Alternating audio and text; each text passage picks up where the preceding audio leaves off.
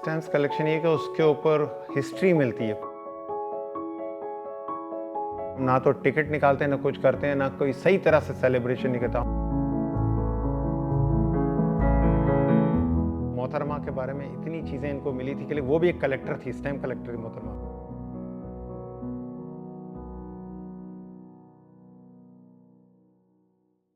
तो मेरा नाम आरिफ बलगां वाला है, मैं फ्लैट लिस्ट हूँ और मेरे पास तमगा इम्तियाज़ मुझे गवर्नमेंट ऑफ पाकिस्तान ने इन द फील्ड ऑफ फ्लैटली में दिया। अभी तक किसी सेकंड बंदे को अभी तक नहीं मिला है। मेरा पाकिस्तान है, मैं लग करता हूँ अपनी कंट्री से। मैंने पाकिस्तान का one of the best collection पूरी दुनिया का मेरे पास है और मैं अपने आप को प्राउड अप फील करता हूँ कि अभी 2022 में लंदन में एग्जीबिशन वो हर 10 साल में होती है। वो मैंने पाकिस्तान का कलेक्शन लगाया और मुझे गोल्ड मिला। स्टैम्प्स कलेक्शन ये कि उसके कोई भी एक कागज़ का टुकड़ा कह लें, उस पर कोई चीज़ पे ना हिस्ट्री मिलती है। पहले निकलते थे 5-5 लाख 10-10 लाख लोग यूज़ करते थे, पोस्ट कार्ड होता था। अब उसका रिवाज ख़त्म हो गया, अब ईमेल आ गया, अब तो व्हाट्सअप आ गया, तो सारी चीज़ों को ख़त्म कर दिया, डिस्कार्ड कर दिया।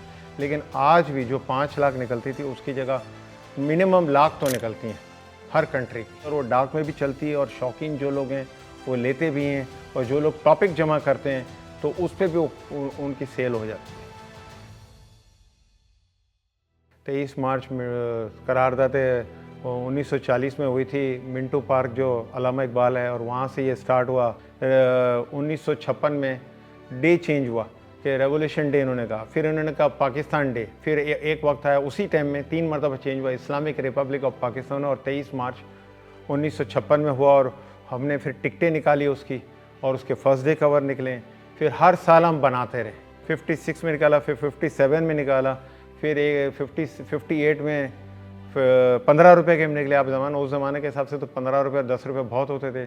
फिर हमारी जो आम लिफाफे होते थे, पोस्ट कार्ड होते थे, वो भी कोई समझदार लोग थे तो उन्होंने 23 मार्च पे निकाला ताकि लोगों को पता चले कि 23 मार्च की क्या अहमियत है। ना बदकिस्मती है कि हम कुछ सालों से ऐसा लगता है कि हम ना तो टिकट निकालते हैं, ना कुछ करते हैं, ना कोई सही तरह से सेलिब्रेशन नहीं करता। हमारी यंग जनरेशन को क्या पता चलेगा कि 23 मार्च क्या है।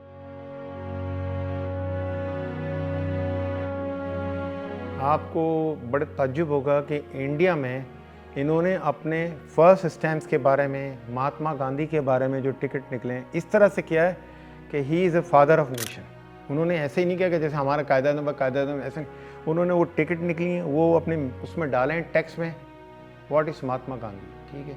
फिर उन्होंने निकाले कि अपने जो फर्स्ट टिकट निकले इंडिया के फ्लैग के बारे में क्या है, वंदे मातरम मौजूद। तो इस तरह करके इन्होंने लोगों को या यूथ को है ना स्टार्टिंग से इनके दिमाग में डाल दे कि ये चीज़ें हैं, तो जाहिर बात तो फिर वो अगर 1 लाख अगर बच्चा कहीं पढ़ के निकलता है फॉर एग्जांपल 1 साल में, तो उसमें से 25-50-100 बंदे तो कलेक्टर बन जाएंगे ना। महंगी तो मेरे पास अफगानिस्तान की एक स्टैम्प से बहुत ज़बरदस्त किस्म के, वो ट्रिपल कैंसलेशन है। अफगानिस्तान से स्टार्ट हुई, फिर उस वक्त ब्रिटिश इंडिया होता था तो पेशावर आई, फिर पेशावर से फिर कश्मीर गई, वो एक रेयर है। फिर पाकिस्तान के मेरे पास 47, 48, 49, मैं अपने मुल्क के लिए बहुत वो करता हूँ। तो पाकिस्तान के जो पुराने स्टैम्प्स थे वो मस्कत में भी यूज़ हुए हैं जब पाकिस्तान बना के, लेके कराची ना बेस था ब्रिटिश के ज़माने में, और दुबई भी था। तो अगर मस्कत के जो पुराने कवर्स हैं जो पाकिस्तान के टिकट लगे हुए हैं वो बहुत रेयर है। वो एक कवर कम से कम 7-7, 8-8 हज़ार पाउंड के। मैंने तो 100-100, 200, 50-50 पाउंड में ख़रीदे थे, शौक था, तो उस वक्त कोई करता नहीं था। लेकिन आजकल वो इतने नायाब है कि आप तस्वर भी नहीं कर सकते। कराची चैम्बर की स्टैम्प्स डिज़ाइन की, 75th एनिवर्सरी हो रही थी बिल्डिंग को, तो उस पर निकली। फिर मैंने रशिया की टिकट डिज़ाइन की, तो वो निकली पाकिस्तान रशिया का रिलेशन के लिए। फिर इसके बाद सबसे बड़ी टिकट जो मेरी, मैं जिसके लिए कहता हूँ I am very happiest person in the world, वो थी होलीनेस बोरी के जो बुराउद्दीन, उसकी निकाली। उसकी मैंने टिकट डिज़ाइन की कि इन्होंने इतने ख़रीदे इनकी कम्युनिटी ने कि वो पाकिस्तान गवर्नमेंट परेशान हो के ये कर प्रिंट कर दें लेंगे। इन्होंने एडवांस पैसे दे दिए और 15,000 कवर फर्स्ट डे कवर निकले होंगे। ये पाकिस्तान की हिस्ट्री का एक बहुत बड़ा टॉपिक था। इत्तेफाक से ऐसे हुआ था कि आप गोल्डन मार्केट जब अलग गई तो हमारे सिराज कासिम तेली साहब को बुलाया था कि हम चाहते थे लोगों को हेल्प करने के लिए, तो ज़र साहब ने बुलाया, सब कुछ हुआ अल्हम्दुलिल्लाह। वो काम हमने बड़ी, चैम्बर ऑफ कॉमर्स ने बड़ी अच्छी तरह से उसको अंजाम दिया। तो उसमें मेरा टॉपिक आ गया, तो हमारे प्रेसिडेंट ने कहा ये पाकिस्तान के नंबर 1 कलेक्टर हैं। तो बोला मैं भी जमा करता था, लेकिन मैं तो एल्बमों में और रख देता था और कर देता था, और हम ऐसे ही चिपका देते थे।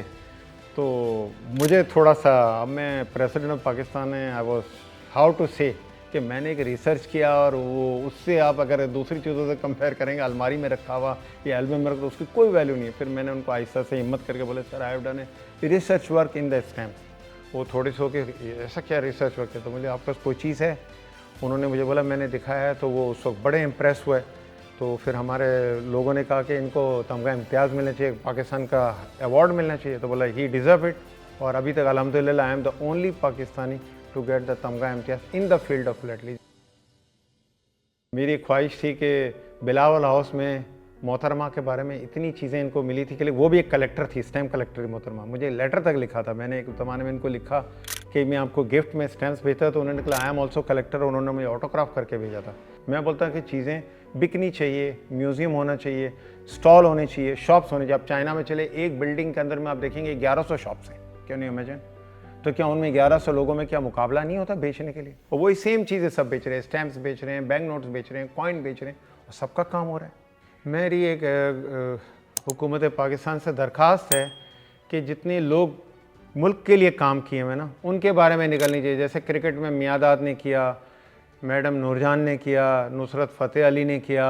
फिर मैं अपना भी कहूँगा कि हमारे स्टैम्प्स के बारे में, फ्लैटली के बारे में निकलना चाहिए। हॉकी के जो बड़े निकले हैं उनकी फ़ोटो के साथ निकलें, खाली कप के साथ नहीं होना चाहिए कि कप निकाल दिया तो हो गया। नो, अभी भी कुछ लोग तो अलाइव हैं, तो उनकी मेरा ख्याल उनकी हयाती में निकल जाए ना, तो I think so it will be wonderful.